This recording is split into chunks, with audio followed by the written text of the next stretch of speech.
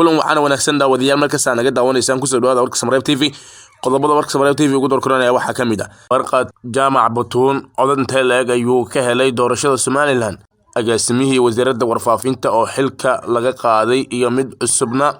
lagu bedelay wadamada G7 oo isku raacay in shirkadaha tiknoolajiyada laga qaado canshuur gaaraysa 15% labada qof ee lagu tuhumayo dilkii Nafisa Umar oo meydkeeda laga helay digsi daawadadan cusubtan ugu soo bir subscribe saar gambalka nafursi aad weeysid wararkii ugu dambeeyay kan soo dhigno waa maalinimo axada taariikhda ay ku beegantahay 6 bisha June 2021 kuna soo dhawaada qodobadaas iyo kuwa kale misaran guddiga xaqiijinta xubnaha gudiyada doorashooyinka ee uu magacaabay Ra'iisul Wasaare Maxamed Xuseen Roble ayaa ku dhawaaqay in 4 xubnood laga saaray liiska gudiyada doorashooyinka heerkooda kala duwan ayaa markii midowga musharaxiinta waxay Ra'iisul Wasaare Roble u soo gudbiyeen ilaa iyo 67 qof oo siyaabo kala duwan uga cabanayeen kuwaas oo qaarkood la sheegay inay ka tirsan yihiin shaqaalaha dawladda ciidanka iyo qaar siyaasiyiin ah ama ay ku eedeynayeen in ay dhaxdhaxaad ahayn guddiga xaqiijinta xubnaha gudiyada doorashooyinka ee uu Ra'iisul Wasaaruhu magacaabay ayaa ku dhawaaqay in 4 qof oo kamid ah xubnihii la soo magacaabay ay baaritaan dheer kadib ay saameyn ku yeesheen eedeyntii loo soo jeediyay ayna u kala direen maamul goboleedyadii soo magacaabay iyo xafiiska Ra'iisul Wasaaraha oo qaarkood laga soo magacaabay guddiga ayaa sheegay in muddo 48 saacadood gudahood ah ay ku soo magacaabaan xubnihii bedeli lahaa 34 qof oo guddiga uu soo gudbiyay ilooreeda loo kalsoon yahay ayaa sheegaya in xubnaha la qorsheeyay in guddiga laga saaro ay markii hore ahaayeen ku dhawaad 45 xubnood hase yeeshee xilli dambe ay soo baxeen cadaadis xooggan oo la saaray xubnaha guddiga xaqiijinta iyadoo mas'uuliyiin miisaan culus ay ku dhigeen in xubnaha qaarkood loo daayo guddiga xaqiijinta ayaa la filayaa inay dhawaan si rasmi ah u shaaciyaan magacyada xubnaha 34 qof ee guddiga laga saaray dhinaca kale xubnaha midowga musharaxiinta ayaa la sugayaa in ay ka falceliyaan go'aanka ay guddiga xaqiijinta ku sii daayeen 34 kamid ah xubnihii ay cabashada ka keeneen mana cadda inay aqbali doonaan iyo in yar ay mar kale kala hadli doonaan Ra'iisul Wasaare Roble barqad jaamac xirsi Batuun oo kamid ahaa musharaxiinta u tartamayay golaha wakiilada Somaliland ee ku sharaxnaa gobolka Maroodijeex ayaa ku soo muuqday liiska xubnaha u horeeya ee ka soo baxay natiijada hordhaca isagoo noqday xubinta koowaad ee ka soo baxday xisbiga wadani guddiga doorashooyinka Somaliland oo goor dambe oo xalay ah ku dhawaaqay natiijada hordhaca ee golaha deegaanka iyo wakiilada Somaliland ayaa sheegay in barqad Batuun uu ku soo baxay codad dhan 20291 barqad ayaa noqonaya xildhibaankii ugu codadka badnaa golaha wakiilada Somaliland maadaama uu ku soo baxay tiro 3 jibaar ka badan xildhibaanada ay ka soo wada muuqdeen liiska musharaxiinta ku guuleysatay golaha wakiilada Somaliland barqad oo ka soo jeeda beelaha laga tirada badan yahay ee Somaliland ayaa tan iyo markii uu bilowday ololaha doorashada si weyn u hantay qulubta shacabka gudaha iyo dibadda midaasi oo keentay in uu helo codad 20,000 ka badan natiijada doorashada golaha wakiilada ee gobolka Maroodijeex ee la shaaciyay ayaa waxa uu xisbiga wadani ka helay 7 xubnood waxa uu xisbiga kulmiye ka helay 8 xubnood halka uu ka helay 5 xubnood natiijada la shaaciyay ayaa ahayd mid si weyn loogu dhagtaagayay maadaama gobolka Maroodijeex uu yahay gobolka ay ka soo baxaan xubnaha ugu badan golaha wuxuuna noqonayaa gobolkii ugu dambeeyay ee komishinka doorashooyinka Somaliland uu shaaciyo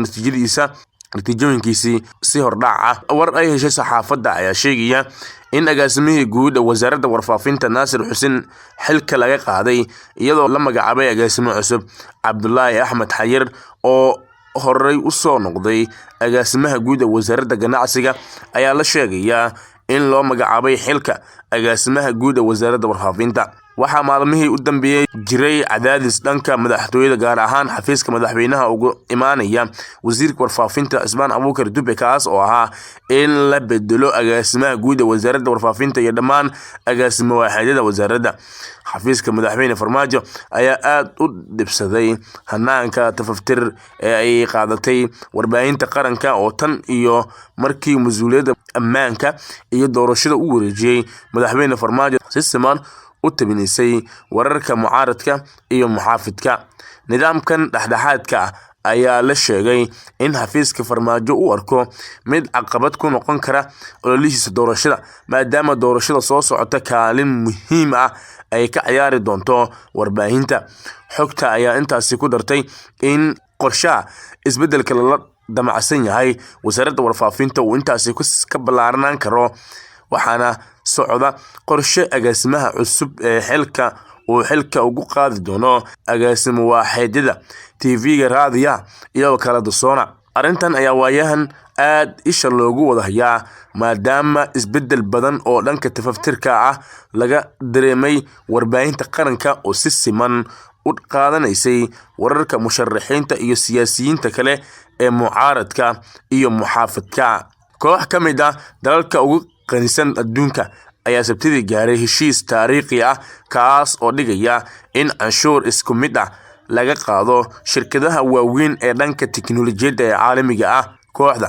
G7 ayaa sheegay inay taageeri doonaan heerka ugu yar ee canshuurta shirkadaha waaweyn ee dunida, taasoo ah in laga qaadi karo hadda kadib canshuur dhan 15% ayna dejinayaan tallaabooyin lagu hubinayo in shirkadaha tiknoolajiyadda dalalka ay ka howlgalaan ay siiyaan canshuurtaas. wasiirka maaliyadda Britain Rishi Sunak oo ka mid ahaa wasiirada maaliyadda dalalka G7 ee shalay sida foolka ah ugu kulmay magaalada London ayaa sheegay in sanado badan oo wada hadalka ah kadib ay dalalka hodanka ah shalay gaareen heshiis taariikhi ah si loo qaabeeyo nidaamka canshuuraha dunida. shirkadaha waaweyn ee tiknoolajiyadda ee caalamiga sida Amazon, Facebook iyo Google ayaa si aanan caadi ahayn ugu faa'iida dalal badan oo dunida ah iyaga oo bixiya canshuur aad u yar. dalalka qaarna aysan wax canshuur ah bixinin. fulinta heshiiskan caalamiga ah ayaa lagu wadaa inuu dhaqan galo bisha soo socota ee July. waxaa heer gabagaba maraya baaritaankii dilkii fooshumaa ee Muqdisho toddobaadkii hore looga geystay Nafiso Cumar Cabdullaahi oo 12 sano jir ahayd, taasi oo meydkeeda maalmo kadib laga dhaxelay digsi ku jiray gurigii ay ku nooleed oo ku yaala degmada Dharkiinley ee gobolka Banaadir. waalidka marxuum Nafisa ayaa sheegay in hay'adda dambi baarista ee booliiska Soomaaliya CID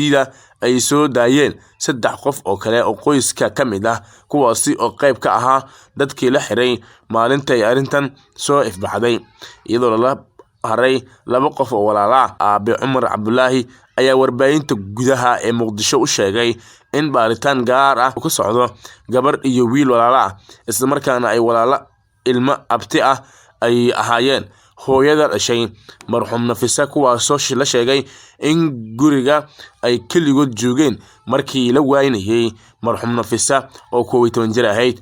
wiilka xiran ayaa jira 20 sano halka gabadhana ay jirto 16 sano, waxaana la helay cadeymo qaar oo la xiriirinaya in arrintan ay iyaga ka dambeeyeen, sida aan ka soo xignay CID Soomaaliya oo kiiskan gacanta ku haysa, balse wali laguma cadeyn arrintan. afhayeenka ciidanka booliiska Soomaaliya Sadiq Aadan Doodisho ayaa maanta warbaahinta u sheegay in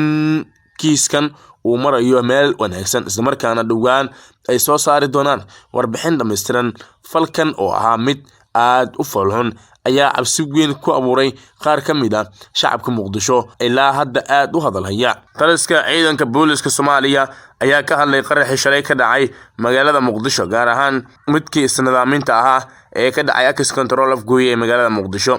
afhayeenka ciidamada booliiska Soomaaliya Sadiq Aadan Doodishe ayaa sheegay in qaraxa ka dhacay agagaarka Access Control Afgooye uu ahaa mid ka dhashay qof isku soo xiray waxyaabaha qarxa. afhayeenka oo warbaahinta kula hadlayay Muqdisho ayaa sheegay in goobta la qarxiyay ay ahayd meel mashquul badan balse ay qaraxa ku dhinteen 2 ruux oo uu ku jiro isnidaamiyihii iyo haweeney shacab ah. sidoo kale afhayeenka ayaa xusay in dad ku dhow 30 ruux oo rayid ah ay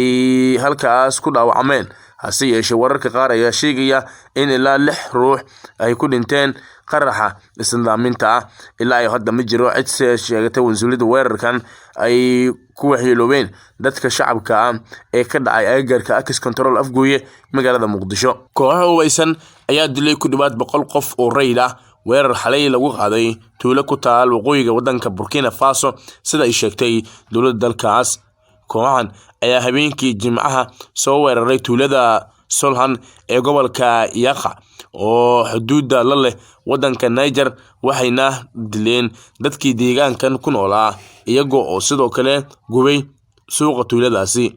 weerarkan oo aan cidina sheegan ayaa dowladda Burkina Faso ku tilmaantay inay soo qaadeen koox argagixisa. weerarada kooxaha jihaadiyiinta ah ee la xiriirinayo Al-Qaacida iyo kuwa galbeedka Afrika ee gobolka Saaxil ayaa si aad ah kor ugu kacay tan iyo bilowgii sanadkan, gaar ahaan dalalka Burkina Faso, Mali iyo Niger, iyadoo dadka ugu badan ee dhibaatada ka soo gaartay weeraradan ay yihiin kuwa rayidka ah. dowladda Burkina Faso ayaa ku dhawaaqday muddo 72 saac oo baroordiiq qaran ah, waxayna sheegtay in tirada hordhaca ah ee dadkii ku dhintay weerarkaas ay gaarayso 100 qof. intaas aynu ku saafmeerin warkaad kala socoteen Samarayb TV. anta markan war lamdan ku mudan waxaan kaga tageynaa sida iyo nabadgelyo.